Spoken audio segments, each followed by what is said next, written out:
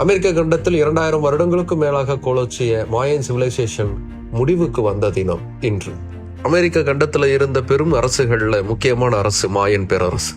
ஐரோப்பியர்களுக்கு அறிவியல் அறிமுகமாகிறதுக்கு முன்னாடியே தங்களுடைய இடத்துல தனிப்பட்ட அறிவியலோட திகழ்ந்தவங்க மாயன்ஸ். கணிதவியலிலும் வானவியலிலும் அவங்களுக்கு இருந்த அறிவுங்கிறது இன்னைக்கு வரைக்கும் பிரமிக்க வைக்கக்கூடிய ஒண்ணு. இப்படி சிறப்பு பெற்ற இந்த மாயன் சிவிலைசேஷனுங்கிறது அமெரிக்க கண்டத்துல 2000 வருடங்களா வாழ்ந்து வந்த ஒண்ணு.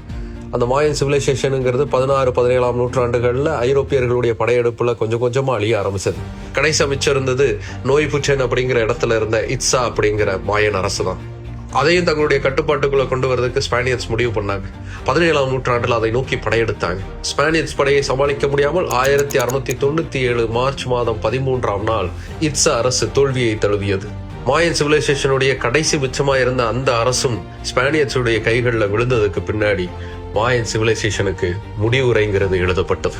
பெரிய எண்ணிக்கையில அமெரிக்க கண்டத்துல வாழ்ந்துட்டு இருந்த மாயன் சிவிலைசேஷன்ல இருந்த மக்கள் ஐரோப்பியர்களுடைய படையெடுப்புக்கு பின்னாடி 90% மேல அழிந்து போனாங்க.